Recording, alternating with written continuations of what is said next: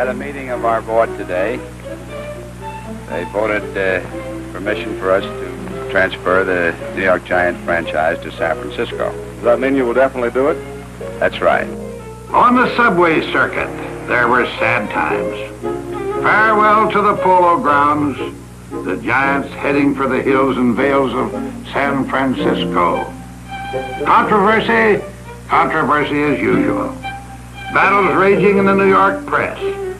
But the Giants are on their way, beckoned by the promise of the West. At Ebbets Field, the same, perhaps more controversy here than anywhere else. The Cathedral of the Underdog vacated in a year when more than 1 million customers had paid to see their beloved Dodgers. Ahead, Los Angeles, an uncertain future, and a new stadium that existed only in blueprints. And now we see the last game at Ebbets Field. For baseball, moving day had truly come. By the end of that same baseball year, the economic wisdom of the move was proven. The Braves had set National League attendance records in Milwaukee. Only 4 years in its new home, and Milwaukee had won. Won it from the Yankees of Casey Stengel. And it remained for Mr. Stengel to compose the series epitaph. I just want to say that the New York Yankees were defeated, and while the players naturally feel bad about it, I'll have to say as the manager that the Milwaukee club was well managed, and the ball players went out and win that championship by outplaying possibly the New York Yankees and outmanaged Mr. Stengel.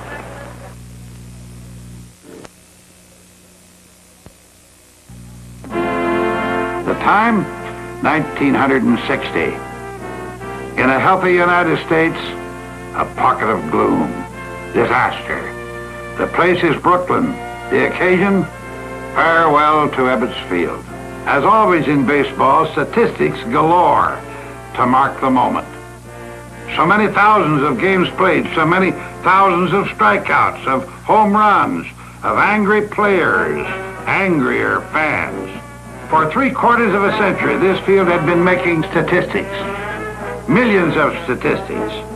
One fact, just as unalterable and just as true. The Dodgers had left Brooklyn forever.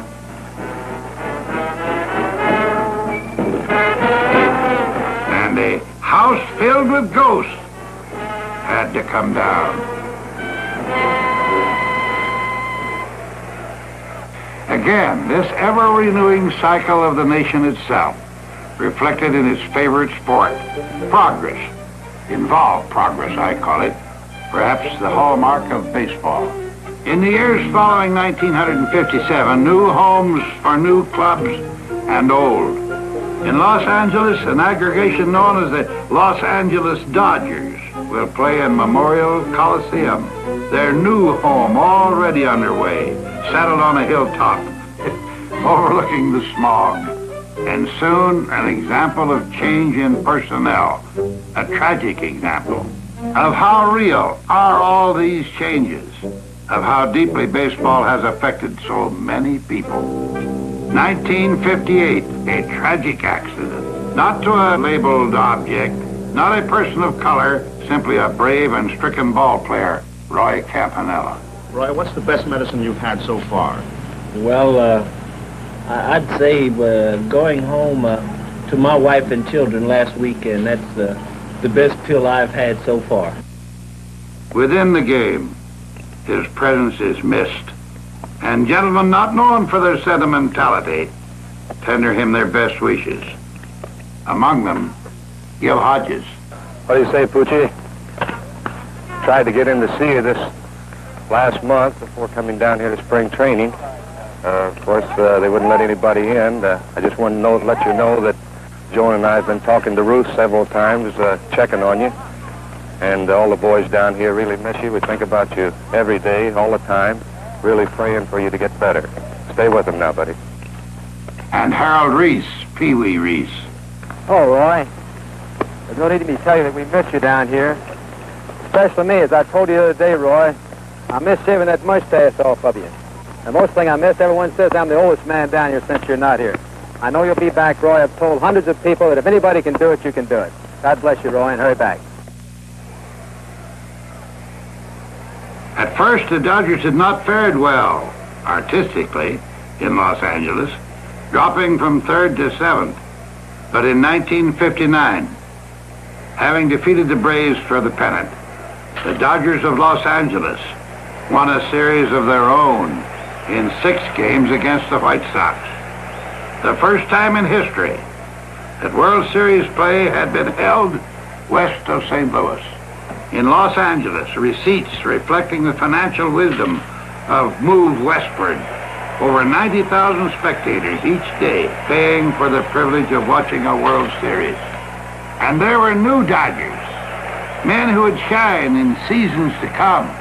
Maury Wills, and a young left-hander named Sandy Koufax. And in Washington, D.C., the hearings.